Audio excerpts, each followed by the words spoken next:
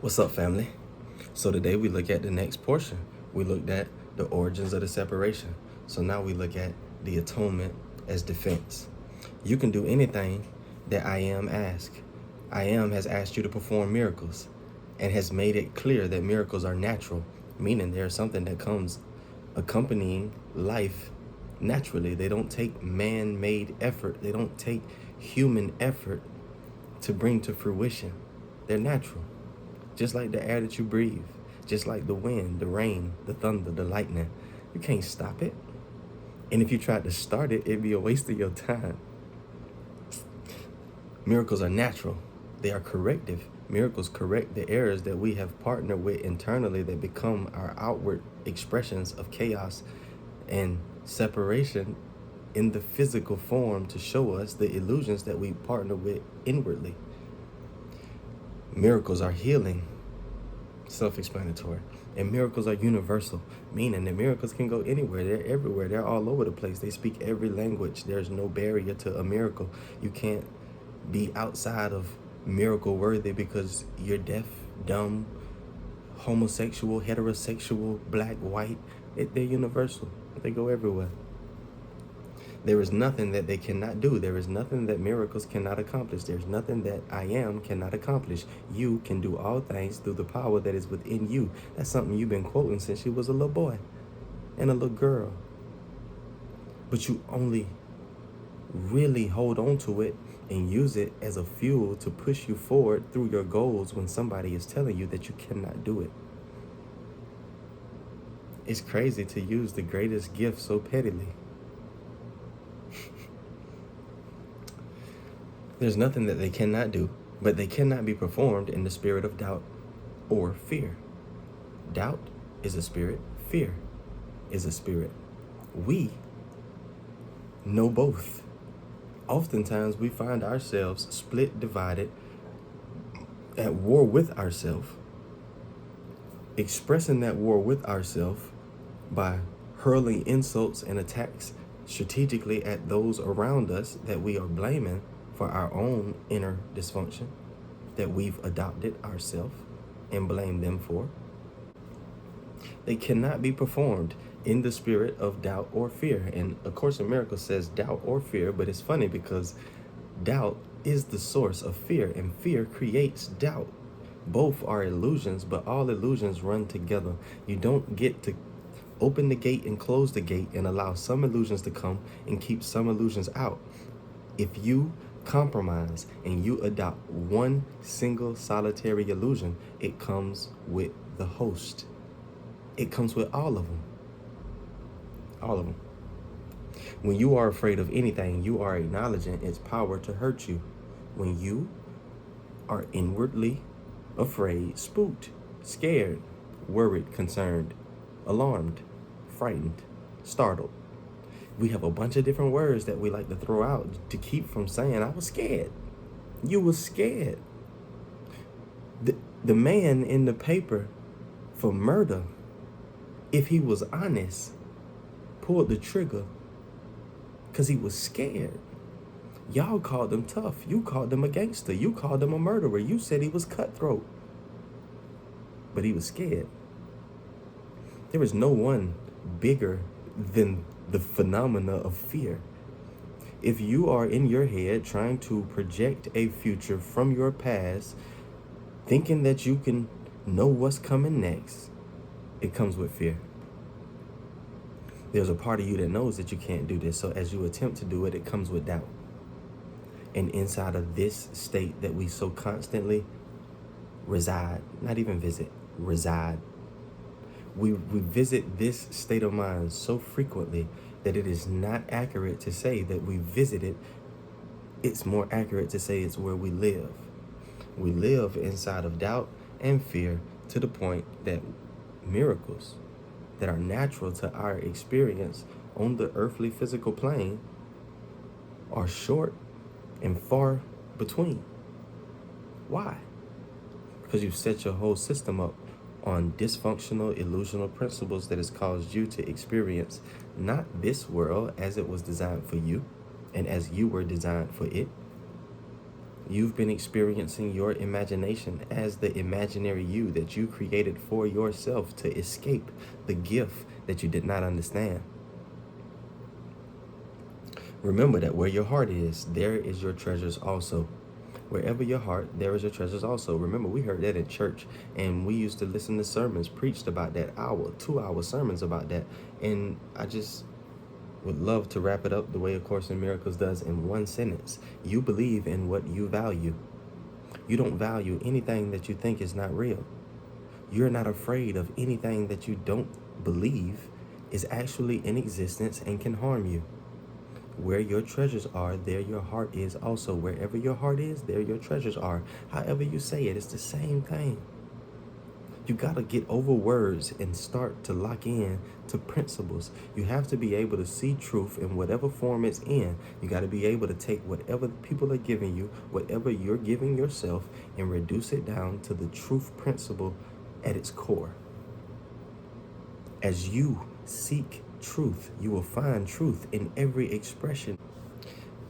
If you are afraid, you are valuing wrongly. If you are afraid, you are giving value to something that is, to you, in this moment, a threat, superior to you, something that has you on its scope and has the capability to take the shot and knock you off. And if you're an eternal creation of an eternal God, then how can anything line you up and knock you off? If you are afraid, it's because you are valuing wrongly. Your understanding will then inevitably value wrongly. If you value wrongly, your understanding will follow your attention. And by endowing all thoughts with equal power, will inevitably destroy peace. That is why the Bible speaks of the peace of God which passeth understanding. This peace is totally incapable of being shaken by errors of any kind. Your little conditional peace that is always depending on everyone doing things the way you'd like them to be done, people playing your game, people serving you, people acknowledging you, people esteeming you, people complimenting you, but not too much though, not too many compliments to the point that you're uncomfortable, just enough, just how you like it. Our peace is so fragile, but there is a peace that surpasses our understanding that is unshakable. And that is the only peace that exists. The other peace is a compromise that we have drafted the definition to. And anytime it's disturbed, we just redraw up the definition and create a new us to experience the new peace that we have made. This peace is totally incapable of being shaken by errors of any kind. It denies the ability of anything not of God to affect you. I am is only in alignment with truth.